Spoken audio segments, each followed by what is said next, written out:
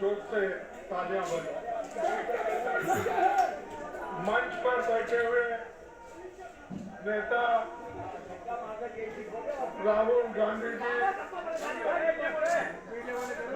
पवार जी, येचुरी जी, D राजा जी, Shivaji, DMK के नेता, RJD के नेता और जेडीयू के नेता और बहुत से हमारे इंडिया अलायंस पार्टी के जो भी नेता यहाँ बैठे हैं, क्षमा चाहता हूं, मैं सबका नाम नहीं ले सकता समय के अभाव से। मैं इतना ही कहूंगा कि आज इंडिया अलायंस के सभी नेता यहाँ पर आए, अपनी बात रखे, इसीलिए मैं उनका सबका धन्यवाद करता हूं। ये इंडिया अलायंस क्यों बना?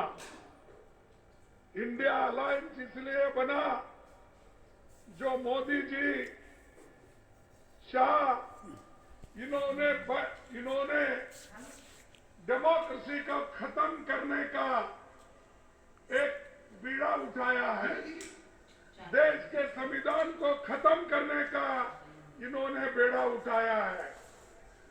दलितों को, मजदूरों को, किसानों को, महिलाओं को कुचलने का काम इन्होंने किया है और अभी भी कर रहे हैं। इस देश के डेमोक्रेसी को खत्म करने के लिए ही 146 एमपी को इन्होंने बाहर निकाला। कोई कुछ नहीं बोला। हमारे राम गोपाल यादव जी यहाँ नहीं है, उन्होंने बहुत दूर बैठे थे। ऐसे कई जो 147 एमपी में दूर दूर बैठे थे, मुंह भी नहीं खोले थे, बोलने का बात उनको समय भी नहीं मिला, लेकिन उसको सस्पेंड किया गया। सस्पेंड करने के बाद हमने बाहर सभी मिलके गांधी स्टैचू के पास सत्याग्रह किया, धरना किया। तब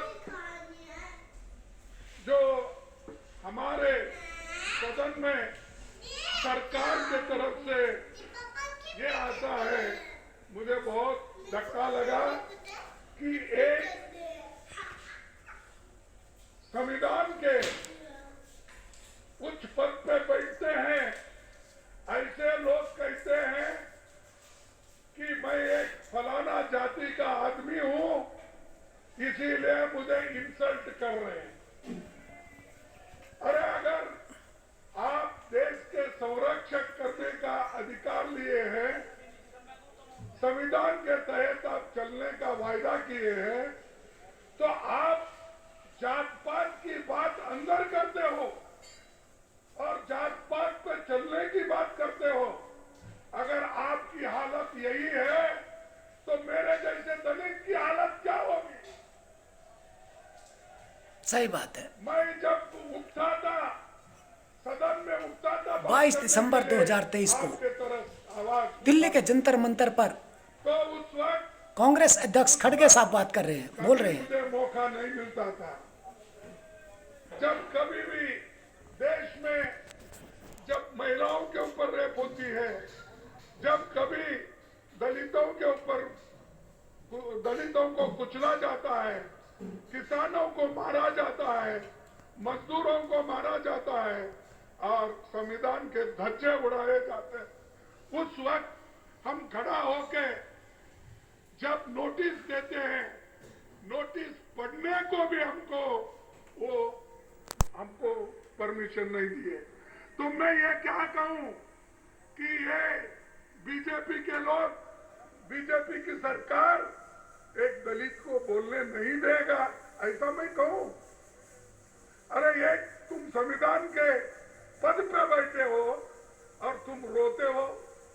अरे संविधान चलाओ, संविधान के तहत, डेमोक्रेसी के तहत सबको बात करने का हक है और वो आजादी आप छीन नहीं सकते। वो आज़ादी हमको मिली है जवाहरलाल नेहरू से, वो आज़ादी हमको मिली है महात्मा गांधी से, वो आज़ादी हमको मिली है डॉक्टर अंबेडकर से। इन्होंने तैयार करके दिया, लाखों लोग कुर्बानी करके आज़ादी दिलाए, और आप लोग, आपके घर में कोई एक चूहा भी नहीं गया आज़ादी दिलाने के लिए, है गया? और वो हमको कहते हैं देश को ये बर्बाद कर रहे अपोजिशन के लोग, देश को ये लोग यहाँ पर डेमोक्रेसी नहीं चलने देते, ये कहते हैं। सबको बाहर निकाले, सभी एमएलए को, सभी एमपीज को आपने बाहर निकाला, और सभी कानून अनअपोज्ड आपने पास कर लिया। 3 क्रिमिनल कानून ऐसे हैं, आगे आने वाले दिन में वो सारे सिटीजन्स को सताएंगे। अच्छे कानून को हम स्वागत करते हैं, किसानों के लिए भी ऐसा ही किया, मजदूरों के लिए भी ऐसे ही कानून लाए। तो इसलिए भाइयों, हमको लड़ना है, और ज्यादा से ज्यादा एक होकर हमको लड़ना है। तो